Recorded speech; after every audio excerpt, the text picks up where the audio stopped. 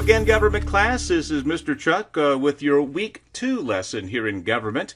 The second unit, second week that we're talking about here is going to look at the idea of government and its various forms. Last week we kind of explored the idea of government, kind of defined it, and we talked about how it meshed with the Bible in terms of government principles, sometimes mirroring biblical principles. We're not going to have too much interaction with the Bible this week, simply because we're going to take a kind of a brief history lesson to the forms of government that immediately preceded our own. That is to say, the ancestors of American constitutional republics. We'll be looking at some governments that really had very little to do with what we call government today, but those that are direct fathers and grandfathers of what we call our modern-day U.S. government. Now, again, we've kind of answered the question last week on, what is government? It's the relationship between a nation and its public resources. Government is essentially how a people in a defined geographical area control public resources and live with one another. We know here in the United States there is the federal government, and there are 50 separate state governments. And of course, within those states, there are literally hundreds and hundreds of town and county so-called municipal governments. But government, just as a concept, is basically public control of resources. And some sources should be publicly controlled, some should be left to private control. But the debate over that is really sort of the source of government. Government is the controlling of resources. Let's talk very quickly about the concept of sovereignty. Sovereignty means supreme authority in the government. Now, again, we'll talk about governments where we have the supreme authority, governments where the king has supreme authority. But anyway, sovereignty is the power. Where does the ultimate power in a government lie? Because of that, we're going to take a broad look at really 4 forms of government. Now, there are types of government that will blend elements of some of these. Some of these are not, perfectly defined under these umbrellas, but these are the 4 broad categories of the forms of government. First off, a dictatorship. That's basically one person leading the government. Nobody else. They might have a very small council of people that they trust, and certainly they have to have people to carry out their orders and their will, but ultimately in a dictatorship, one person is responsible for just about everything that happens. The modern-day example, really the only modern-day example we have on this planet of that, is North Korea. They are ruled by a dictator, and there's really no question about their form of government. It is a strict-up dictatorship. Another form is called an oligarchy, and we'll go back to this form here again to kind of show you where we're at on this. In an oligarchy, a small group of people lead the government. Good example from contemporary times is the former Soviet Union. Now, we think of them as a communistic power, and yes, they did have a communistic/socialistic form of government. But even in the Soviet Union, it was not just one person that was calling the shots. It was a small group of people, the head of the communist parties, and they divided their power out in terms of a president and the Politburo, their highest-ranking government officials. So it was not one person that was calling the shots in the Soviet Union, even though they had dictators before. Stalin was most definitely a dictator. But as the Soviet Union continued on, it became more of an oligarchy. That is, a small group of people hold the power. China is a good modern-day example of an oligarchy. They are socialistic, of course, in nature, but it is the Chinese premier and a group of high-ranking party officials that basically call the shots in China. So they would be a good example of an oligarchy. In history, we've also had to deal with lots of monarchies. And of course, we know pretty much what that is. That's a government led by a king or queen. They're like a dictator, but different. A dictator like Kim Jong-un in North Korea is not royalty necessarily. Royalty suggests a line of lineage. Your firstborn son is going to replace you unless there's something very, very weird going on.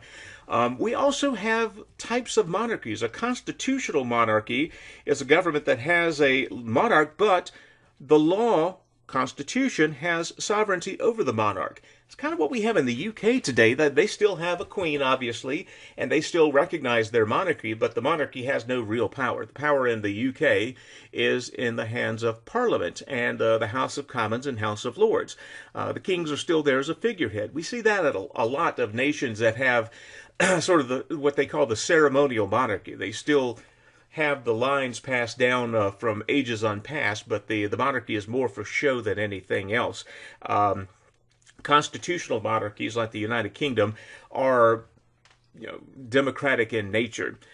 The fourth form of government, and the most common that we have today, is called a republic. In a republic, citizens have a vote to establish or to ensure their sovereignty. Elected representatives, a republic. Republic does not have a monarch, does not have a dictator. It has probably the closest equivalent, like in our area of government, our country, is a president. But that president has very limited, very defined powers, and he or she has to work with a governing body, Parliament, Congress in our case. And the voters choose the members of Congress. They also choose the president.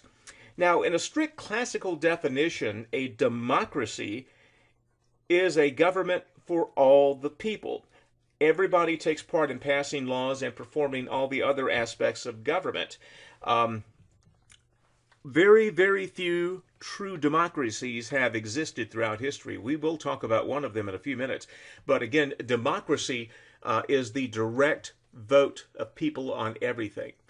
And you can see why that would be a problem in a nation of 330 million people. Trying to get all 330 million of us together to vote on a budget line item is just not going to happen. You can't get 330 million people to agree that water's wet. But again, direct democracies are very good for small groups. If you have a group of 20 people and all 20 people get a vote on affairs, that's a direct democracy. That's a complete democracy. People use the word democracy today kind of as a catch-all to mean any government that's by the people. So they call the United States a democracy. And yes, in the very loosest definition of the term, we are. Specifically, we are a constitutional republic, in that we are a republic. We elect our representatives, and we are governed by a constitution, by the rule of law. But because people have a say in this, they have a vote in this, it is, in that respect, sometimes referred to as a democracy. Now, of course, things are not always what people claim regarding government. Some governments claim to be republics, but the group in power is a real small group of folks that are calling the shots, and so it is really an oligarchy. China has elections. China calls themselves a people's republic. People don't have much power in China. It's a small set of party officials. Heck, even North Korea calls themselves the Democratic People's Republic of Korea. There is no people in the world that have less sovereignty than those in North Korea. It is a brutal dictatorship. And again, just because they call themselves a democracy does not make them a democracy by any stretch. The three terms that provide or describe the operation of all governments, really, to some degree: power, influence, and authority. Authority is an official position. Power is the ability to get things done. And influence is an informal role that someone uses to have power or an impact on what government does. You may be a very, very rich person, very influential, but not have much in the way of actual power. You're not an elected representative. A president can have a lot of power, but if he's unpopular, he may not have a great deal of influence. So power, influence, and authority are not always interchangeable. The government and morality. Romans 13, which we quoted from in week 1, said, God said the purpose of a government is to protect and encourage good and to penalize and prevent evil. That's what Paul attributes to God. Well, we would like to think that, and certainly we hope that our government has God in mind, but that's not always the case. Basic functions of government that we envisioned it include maintaining domestic order and, of course, conducting foreign relations. We, of course, in the United States are governed by the words of the Constitution. We'll be getting back to that today and an awful lot. Quick note. Your teacher here is a big fan of the Constitution. That'll give you a way to get some extra points in class. you'll like me. Um, there is a saying that goes, you can't use government to legislate morality.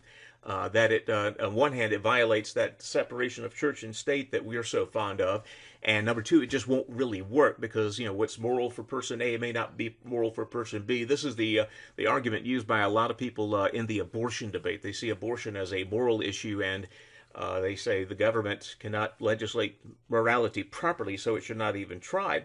Well, if you think about it, all legislation has some basis in what we would call morality.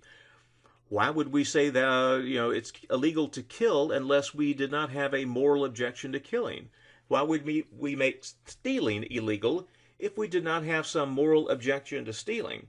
So yeah, you can make that argument that morality and laws don't mix, but in a very real sense, all laws have something to do with some kind of morality.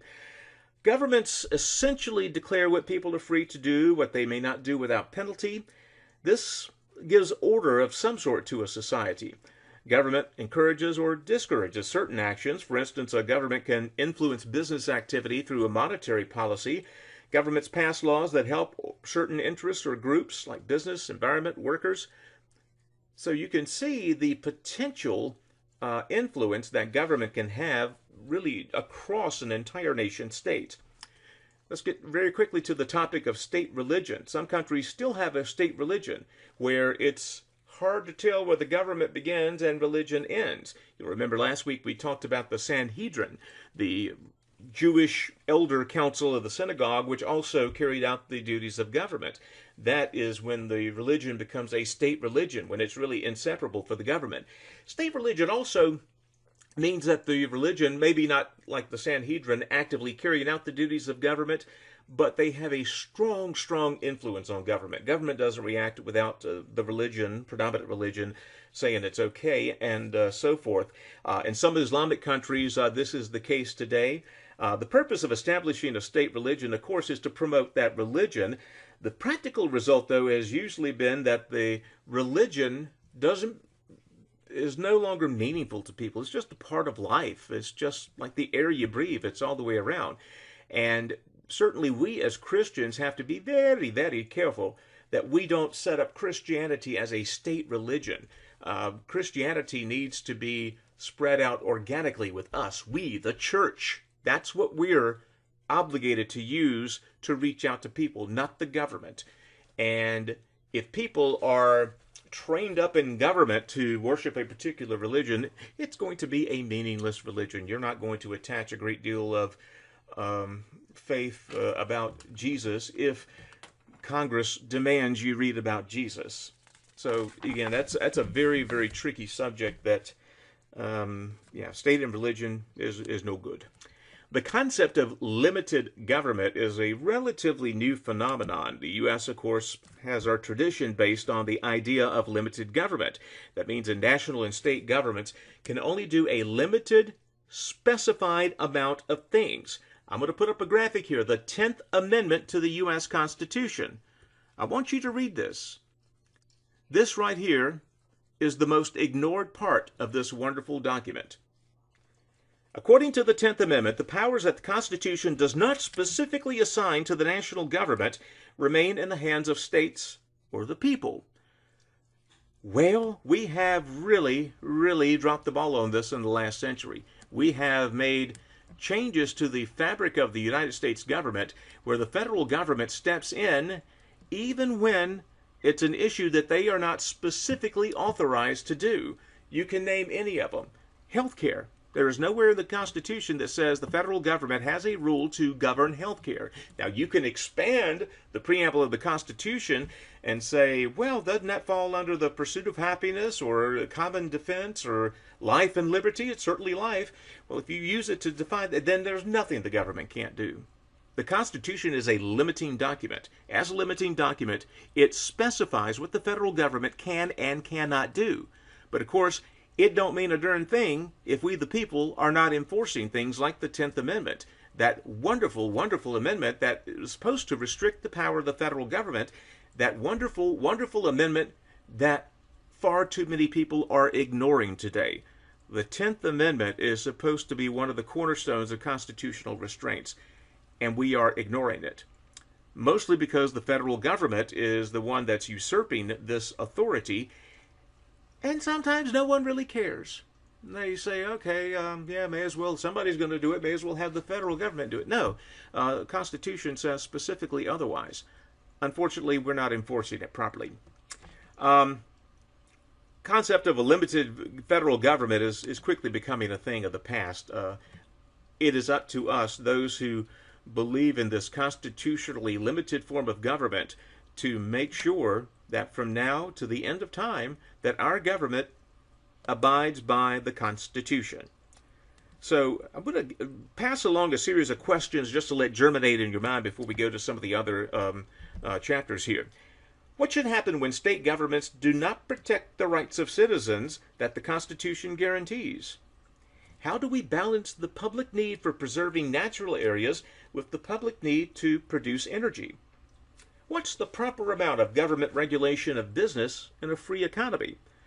Sometimes government tries to protect us from ourselves. The purpose of laws that require people to, say, use seat belts, motorcycle helmets, is to force people to be responsible. Such laws certainly help reduce medical expenses for taxpayers, but they take away some individual freedom. Is this a legitimate exercise of government power? How can and should a government protect the rights of minorities from the sometimes erroneous will of the majority? What would be the short-term and long-term effect in the lives of real people if government scaled back or eliminated certain programs? Well-meaning people have very different answers to these questions, and for many of these questions there are no correct answers. These are the kind of questions we are going to be grappling with as long as we're a free society, and that's good, because if we're not asking these questions, if we're not agonizing over these questions, we're not free. Somebody else is making those decisions for us, and that's not how we roll. Very quickly, ancient and medieval cultures, governments usually consisted of monarchies. It makes sense if you think about it. Certainly a monarchy or a dictatorship is the easiest to set up because you only got one guy or one girl. One person calling the shots. They may have a council. Kings certainly have councils. It is the easiest form of government to set up, and before we began thinking about rule of law, the guy with the most guns was going to win anyway. And by guns, I'm being metaphorical. The strongest person was going to be the one that calls the shots until somebody stronger came along, deposed them. Then they were going to call the shots till somebody else stronger came along. So when man started to institute the idea of monarchies, it was to have at least some control over some type of stability, if you will, in government. Because again, if you're going to have it, constantly the strongest guy in the room is going to be the king or the de facto president, you're going to have challenges all the time, and you're not going to be able to get too much done. A major influence on many kings in Europe now, as we're talking about monarchies and such, was the church. In this case, the Roman Catholic Church. Sometimes a pope was primarily interested in that the king supported his agenda for wealth and power. Since the pope had control of great amounts of wealth that belonged to the church, he could supply financial assistance to kings who did his thing, and he could supply financial assistance to those who would usurp that king. Most importantly, though, many kings and their citizens saw the Catholic Pope as Christ's representative on earth. When all else failed, the Pope could use the threat of excommunication to force compliance from even kings. If the Pope denied a king and the people he ruled the right to, say, participate in communion, the king and the people believed they would be cut off from the grace of God. So yeah, they would be very, very motivated to do what the Pope suggested. Kings were usually resistant about messing with the Pope. Not all of them were. But you see, again, what's that Pope doing? That Pope is basing his rulings, using his influence to heighten his power. God told us as Christians, the way to get the word out is us. It is through church. It is not through government influence. It is not through government policy. Christ set up the church to be the exact opposite of the way government operated. As church, we are the body of Christ. Each of us performs a crucial role. All of us have the same amount of power. Remember, the power balance in kingdom of heaven, upside down. The last are first, the first is last. So it has nothing to do resembling government, and Christ made it purposefully so.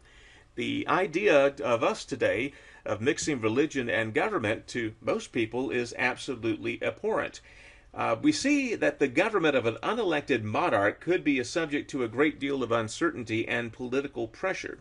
Now we're going to take a look at the idea, even years before us, that government could be more than just one person, king or dictator, calling the shots. For periods of time, the two societies in the ancient world, Athens and Rome, were exceptions to the pattern of monarchies. We're going to look now at how these government works and how they were different from the government of modern America, but how you can see some commonalities. In ancient times, people on the peninsula of Greece called Athens formed a city-state. Around 490 BC, they developed a form of government that we call democracy. Demos, the Greek word meaning people, and kratein, meaning to rule or judge. The main feature of Athenian democracy was something called the assembly. They met 7 to 10 days. All free male citizens of Athens could participate. It meant out of a population of 300,000, about 45,000 men were eligible and expected to take part. Usually about 5,000 people showed up to any of the meetings. Participants discussed proposals that came from what's called the Council of 500. There were 10 areas of Athens. They each put 50 representatives on this Council of 500. They would meet periodically and make suggestions that would go to the assembly, and the assembly would vote them up or down. This is interesting about the people in Athens and their role in government. No one could serve 2 years in a row. A person could only serve twice in a lifetime. Term limits, everyone? we have no term limits in Congress right now. We do have for the presidency. But yeah, in Congress, we've got critters that have been there 30, 40, even 50 years. So yeah, the Athenian democracy was built on the idea of term limits, built on the idea that a good citizen, for a citizen to do his duty, they can participate in the government, but they got to go back and live as citizens under the laws they adapt. That is a citizen legislature in the strongest sense. Later, the board of 10 generals became the real power in Athenian government, and you can see why. I mean, the generals, the military guys, have the guns. Jurisprudence in Athens was interesting. The fact that they had it at all was interesting, but juries from 200 to 500 men would hear legal cases, and the parties in a trial, you spoke for yourself. You did not hire an attorney. So you can see in Athens where public speaking became a very, very necessary skill if you wanted to have any chance of anything good being done on your behalf. The individual, now this is critical difference between Athens and what we have here in the U.S. Individual rights in Athens had less value than the public good. That is to say, they revered the collective more than the individual. They believed that the individual will was subservient to that nebulous phrase we warned about last week, the common good. If a citizen was supposed to participate in the assembly for whatever reason and did not attend, the assembly would send a slave to find the person and smear his clothes with red paint. That's where we got the definition or the idea of political smearing. We use that word to this day. Ostracism was also noted. If you did not show up, you would be ostracized in public society. As an individual, you had less rights than the collective in Athens. A few bullet points here as we look at Athenian democracy. Here's the good. The Athenian people believed that they possessed greater ability and worth than the people of other states. That gave them a lot of pride, and you can go very far with a good, healthy amount of pride. Number two, most Athenians made sure that they stayed informed on issues that came before the assembly. This is crucial. You don't want people who are not paying attention to have authority over you. Remember the imaginary property dispute we talked about last week? Me and the other person want a judge that is well versed on the law. If we think we're right. If the judge has not been paying attention or is not well versed on law, then it's like rolling the dice.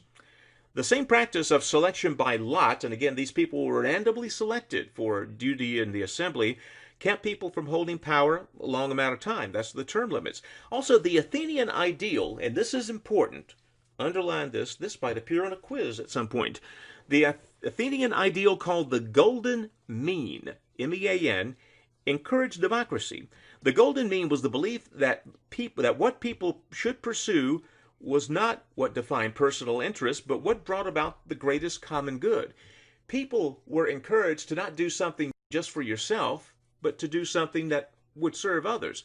Again, that's a great idea as long as you're not forced to, because the common good can mean very, very different things to people.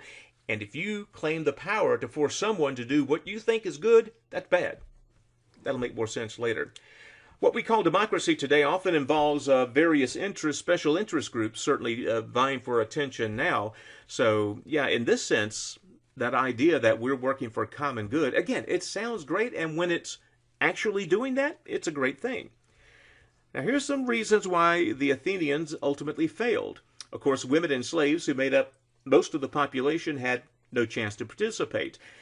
Also, citizenship was strictly limited. You just couldn't buy a house on Main Street in Athens and become an Athenian citizen. You had to go through a process. Your parents had to be born and raised in Athens. So they extended special dispensation to people who were citizens. So even among their residents, only a small amount were considered citizens. We talked about the high opinion they held of themselves in Athens, and that can be good, but it can also be bad. You cannot maintain a free society based on a built-in system of inequality, which Athens had. Their laws gave special deference to those with wealth and influence. Again, that's only going to get you so far. Also, and this is very, very important, this was a democracy. But in Athens, the will of the majority had no real limits. Our beautiful Constitution here in the U.S. says that even though you might be a part of a majority, there are certain things you cannot do. If you get 80% of people to support you, you cannot reinstitute slavery. That would be a violation of the Constitution. If you get 90% of the people to support you, you cannot suspend free speech, because that would be a violation of the Constitution. Constitution protects the rights of the minorities. There are certain things the majority cannot do. Athens did not have those protections. If the majority said it, it was going to happen. Finally, Athenian life was mainly pagan, blatantly immoral, dependent upon slave labor, and those don't have a long shelf record as such. So we talked about the Athenians. Let's fast forward about 3 or 4 centuries to the start of the Roman Empire. Roman Empire started as what we call the Roman Republic, and it was basically centered around the area of Rome. Around 750 BC, the city-state of Rome was called Latium. That's where we get the word Latin from. They were overthrown by some Etruscan forces from up north, but eventually the Latins, if we want to call them that, reconquered the territory in the 7 hills around Rome, and they established a form of government that they called the Republic. And it was a republic that lasted for almost 500 years. The patricians and the plebeians were the 2 main groups of people in Rome, the Republic of Rome. The patricians were the landowners, the wealthy, the well-to-do. The plebeians were the working class, so to speak. Slaves did not count as people in the Republic of Rome, so it was just your patricians and your plebeians. They set up a senate, that is. At first, it only included the patricians, but over time, the plebeians began to get more authority as it dawned on them, the patricians don't eat unless we're making food. They can't travel very well unless we are making roads.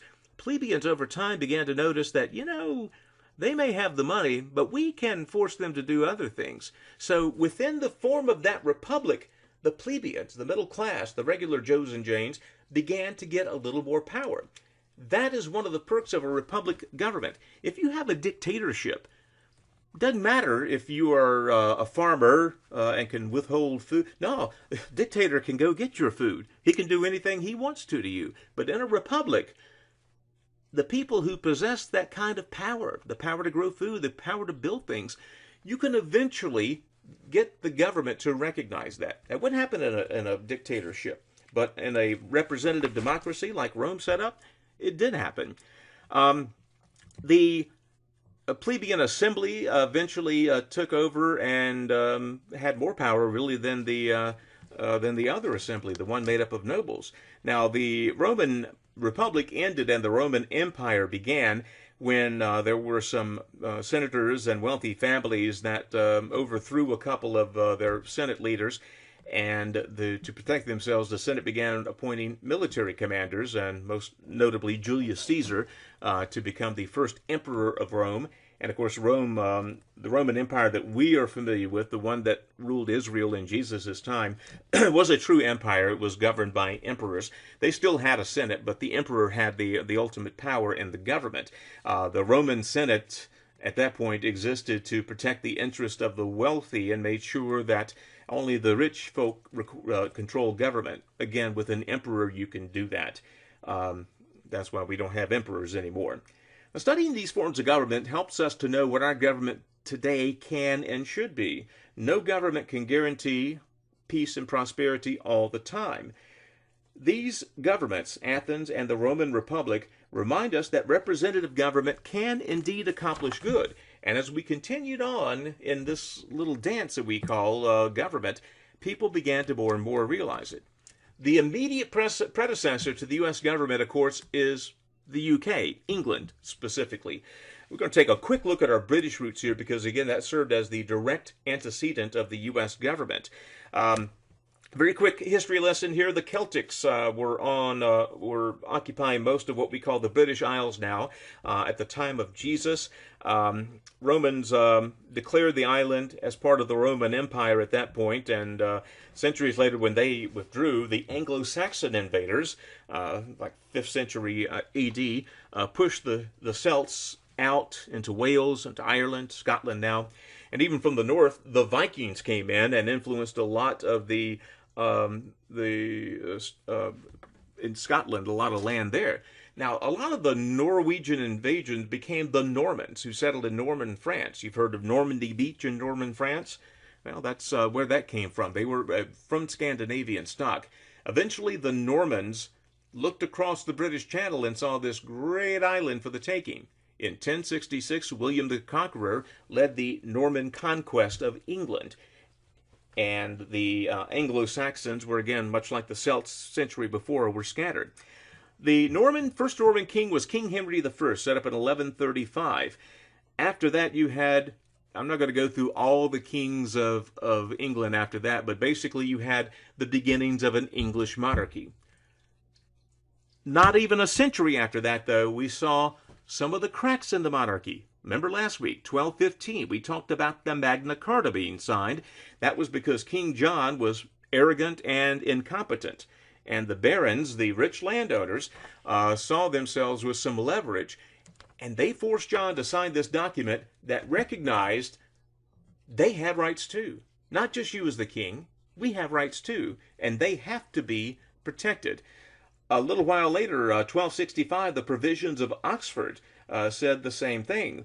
Purpose, this was to form a council that would be comprised of 2 spokesmen from each of British towns. This was the beginning of what we now know as British Parliament. Again, this representative democracy that, again, started in 1265, really got going in the 13th and 14th centuries, and of course, eventually coalesced into Parliament. We went through the Stuart dynasty, then the Tudor dynasty. All the time, England was ruled by monarchs, but the rich folks had their say too. And several times the monarchs were overthrown. In 1603, James I became King of England. He was the first of the Stuart line of kings. The middle class at that point was beginning to demand a greater voice in government, especially since the taxes on their profits were contributing an increasing share of the royal budget. Much like we talked about earlier with the people of Athens or the people of the Roman Republic saying, hey, wait a minute, we're doing an awful lot for you. We ought to get a little more. The Middle Age began to blossom in the 17th century in England. They began getting more power. They began getting a little bit more money. They started making demands of the monarchy. all of a sudden, it wasn't just the wealthy landowners that were saying, "Yoo-hoo, king, listen to us." It was the middle class, and increasingly, they were getting some power behind their words. Now, James the First, we mentioned him. He's the King James that the Bible version is named after. He ruled by what he called the divine right of kings. That is to say, he saw himself as God's appointee. He said the reason he was on the throne was because God wanted him on the throne, and if you opposed him, you opposed God. Well, you can see where that might be a problem. Yeah, that's great. If someone claims that they are doing something in the name of God, from a government standpoint, yeah, you can be pretty sure they're full of it. The king had the power to call and dismiss Parliament, and so James dismissed Parliament, and his successor Charles never even bothered calling it back. Well, this is inching into dictatorship now, and so the people, again, who are growing, getting more money, getting more power, eventually ousted the King Charles, that is. And of course, we had the Catholic versus Protestant undertones here too. The Protestants won and got the Stuart, the Catholic king, off the throne. The Puritan parliamentarians, they were called. The Puritan expression of the Christian faith then became the state religion of England. Again, we talked about the problems of state religion before. State is still religion. It is still a state religion in Britain. The Church of England is part of the British government. So again, this idea of church and state being separate here, it has not been the case in England, and it still is not the case today. There have been, we had heard a lot of others who would be king in England. Most of the conflict was, again, between Catholic and Protestant ideas. By the end of the Puritan parliamentarians' victory, Parliament no longer sat at the king's pleasure. The king served Parliament. So we're starting to get a little bit closer to what we would call a democracy. Still not quite there, though. The United Kingdom was established in 1714. That's where the nation of England joined with Northern Ireland, Wales, and Scotland to form what's now called the United Kingdom. In a period of less than 50 years before this, England had survived a civil war, a king being executed, abolition of slavery, restoration of prisoners, replacement of the monarchy, and a major power shift to Parliament, all within a 50-year period. It was during this time that the colonies that they had established in North America began getting a certain amount of power as well. They started to say, we're looking at what's going on in England now. There's a lot of upheaval there. Let's not let that happen here. Americans saw the instability of royalty, the harmful role religion could play in political conflicts, and how everyday people were usually the ones caught up in the conflicts and came out much worse for wear.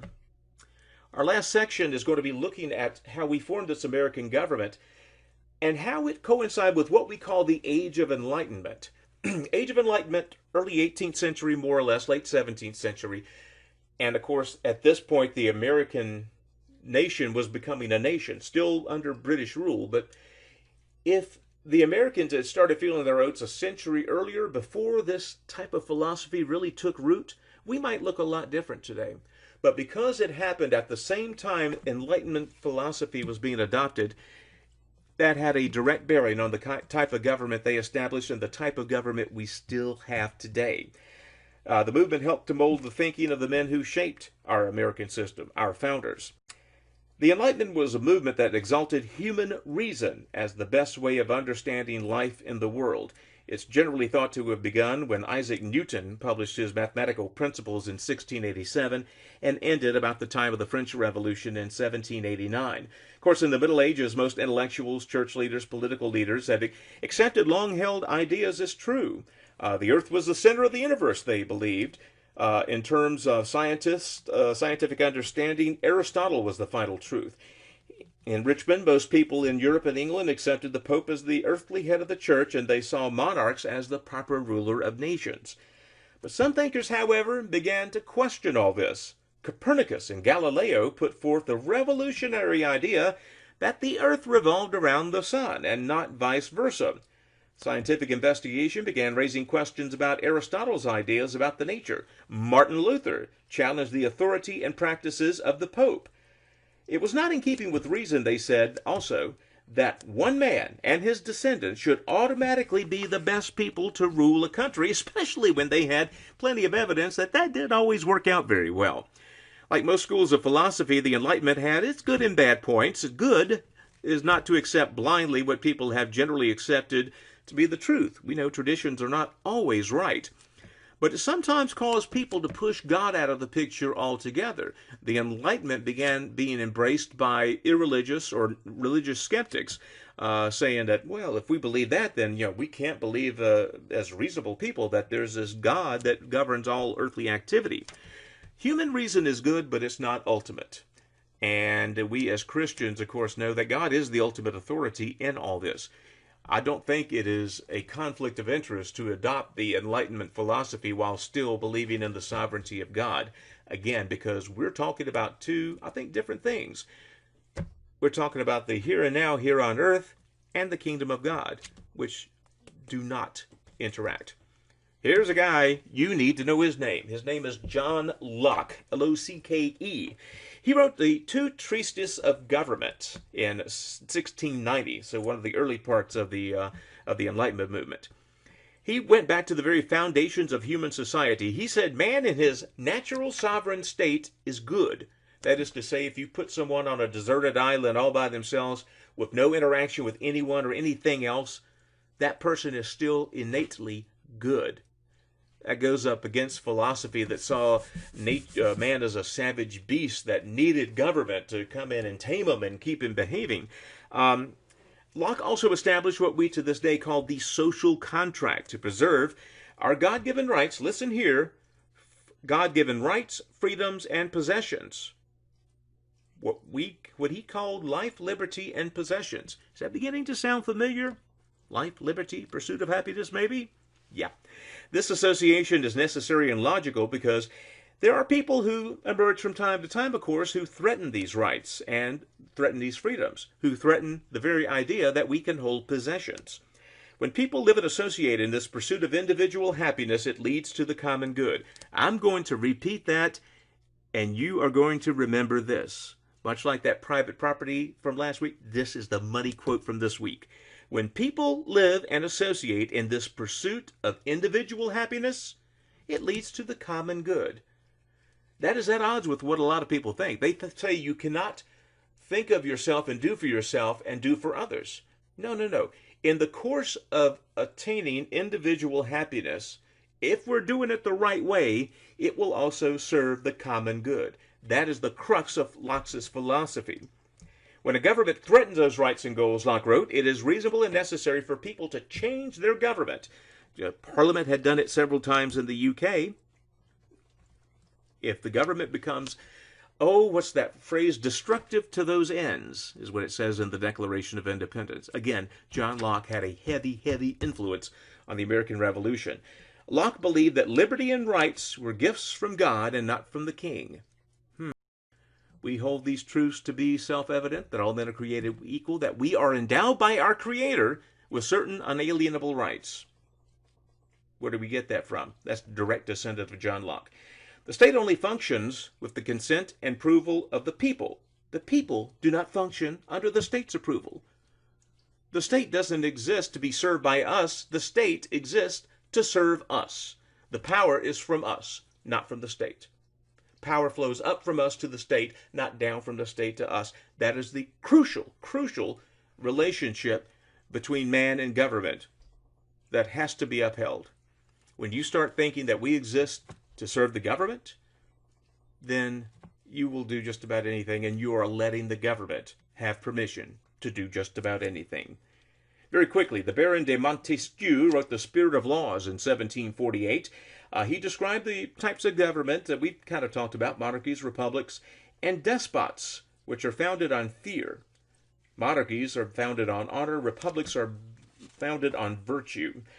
He also tossed around during the course of this book the idea of three long goals of government: executive, legislative, and judicial. Those should sound familiar to you. He recognized three classes of society: the monarchy, the aristocracy, and the commoners. He believed that a society in a cold climate would behave differently than a society in a warm climate. Again, to wrap this up very quickly here, I've gone, gosh knows, almost 45 minutes here. A basic question to government involves the very nature of man. Do you believe that man is basically good and that he just needs to be set free and left alone? Or do you believe that man is basically evil and he needs to be controlled? Your answer to that question will go a long ways towards telling you about the type of government you would endorse. Man is capable of doing great good. He is also capable of committing terrible evil. We've seen copious examples of both of those. The idea behind an effective government should be to prevent the evil of which we are capable and to bring out the God-given potential for good in every one of us. These self-evident truths that the Declaration of Independence taught us, King James had one idea about what the truths were, John Locke had another. Do all people have a God-given right to be free politically? If one person has a right to be free, do not all people have this right? What's the best way to bring about personal and political freedom? Do women, minorities, and the poor, those who do not own property, have the same rights as property-owning males? How people answer these and other questions about the nature of man and society influences the kind of government they are going to set up. And of course, we know who's at the head of every government. John 1:9 tells us, quote, "There was true light which coming into the world enlightens every man." I hope you've enjoyed this. Went a little bit longer with this one than I did last week. I'm going to bring a few of the slides into class on Monday. I know a couple of you won't be with us on Monday. Hope you enjoyed this video. I'll have some questions available by Monday that you can do. If you paid attention at all to this lecture, that'll be more than enough. The classroom portion will just kind of talk a little bit more about this. Next week, we are going to go specifically into the building of the United States government. Folks, I hope you enjoyed it, and have a great weekend and week.